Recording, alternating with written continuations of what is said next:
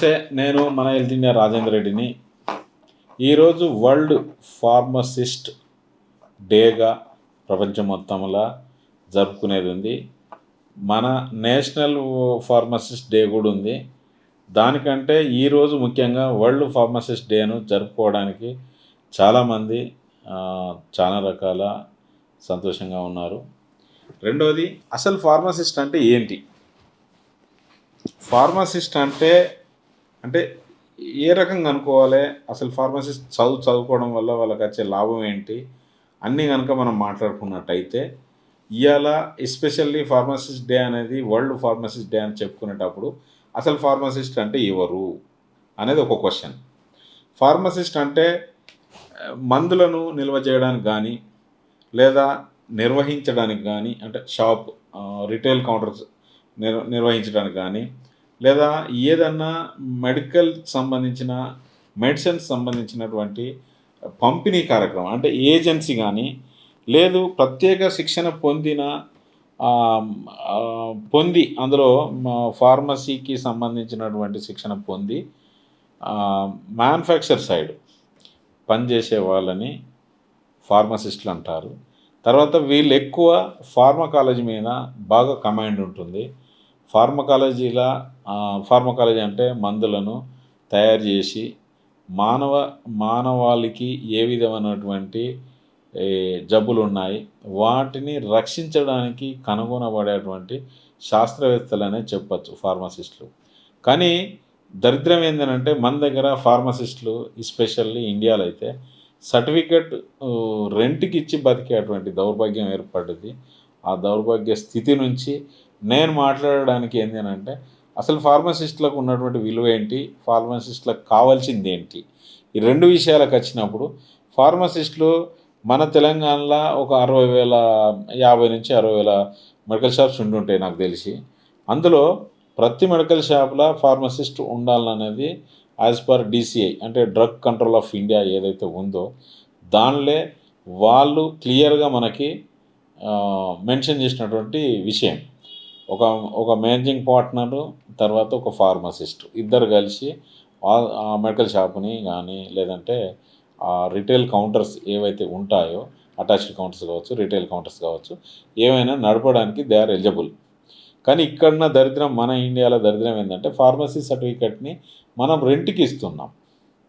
కానీ ఇప్పుడు కొంతమంది వాళ్ళు మాట్లాడేది ఏంటంటే, సార్ మా గురించి ఏదైనా ఒక వీడియో చేయండి, మా గురించి కూడా మాట్లాడండి, మీరు అందరికీ పనిచేస్తూ ఉన్నారు, అసలు ఫార్మసిస్టుల గురించి ఎందుకు పట్టించుకోరు అని కొంతమంది నాకు మాట్లాడినారు. ఆ మాట్లాడిన కొరకు కూడా నేను చెప్తున్నా, రైట్, మీరు మాట్లాడింది నేను సంతోషపడుతున్నా. రెండోది ఏంటంటే ఫార్మసిస్టులు అందరూ కలిసి దయచేసి ఈ వీడియో చూసి, ఎక్కడో 50,000 జీతం వస్తుంది సర్టిఫికేట్ రెంట్కి ఇస్తామంటే వద్దండి. ఇక నుంచి నిజంగా మీరు ఏదన్నా జాబ్ చేస్తే ఫార్మసీ సర్టిఫికేట్ బయట ఇవ్వకండి, కిరాయికి రెంట్కి ఇవ్వకండి. ఎందుకంటే కొన్ని వేల మంది ఫార్మసీ పిల్లలు సర్టిఫికేట్ చేతిలో పట్టుకొని ఉన్నారు. వాళ్ళని ఏమంటున్నా అంటే ఈ కిరాయి వ్యవస్థను రూపుమాపుదాం.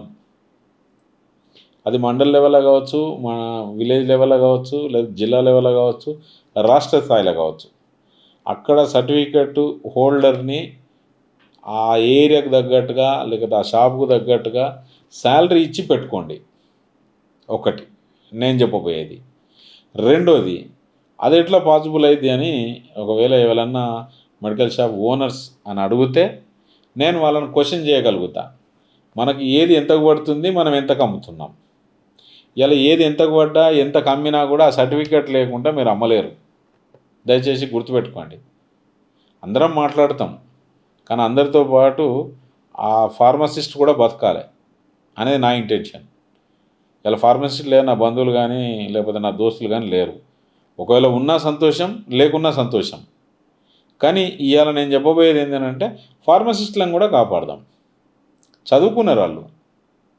చదువుకున్న ఫార్మసిస్టులను సర్టిఫికెట్లు కిరాయికి ఇచ్చుడు బంద్ చేసి, మీకు కావలసినటువంటి విలేజ్ నుంచి, మండలం నుంచి, జిల్లా నుంచి మీకు రాష్ట్ర స్థాయి దాకా వాళ్ళ మెడికల్ షాప్ పరిస్థితిని బట్టి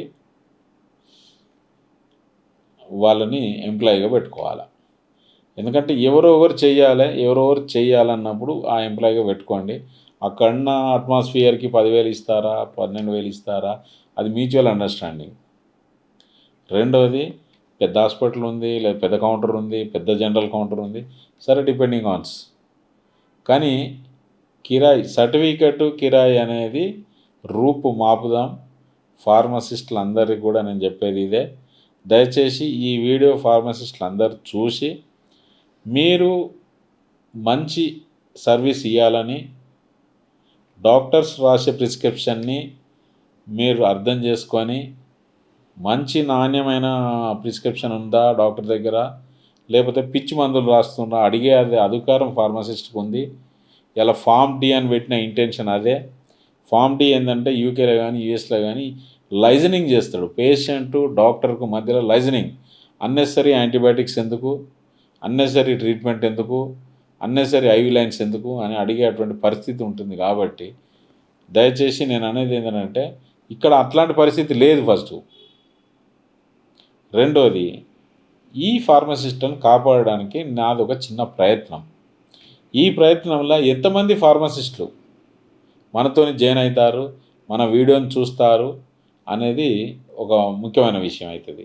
ఆ విషయం ముఖ్యం ఎందుకు చెప్తున్నా అంటే ఈ విషయానికి ఎంతమంది రెస్పాండ్ అవుతారు. ఒకవేళ లేదు సార్ మేము సర్టిఫికేటే కిరాయికి ఇచ్చుకొని మేము ఏమో ఉంటాం, మీకేం అవసరం, మీకేం కడుపు నొప్పి అంటే ఓకే, ఐఎమ్ వెరీ హ్యాపీ. నా ప్రయత్నం నేను చేసిన, దాన్ని మీరు వినియోగించుకోలేదంటే నేనేం చేయలేను. మాకెందుకు సార్ అని అంటే గుడ్ బై, నాకేం ఇబ్బంది లేదు. దయచేసి ఈ వీడియో అందరు ఫార్మసిస్టులకు అందాలా. మళ్ళొకసారి చెప్తున్నా, వరల్డ్ ఫార్మసిస్ట్ డేకు నేను మీకు విషెస్ చెప్తున్నా. Thank you.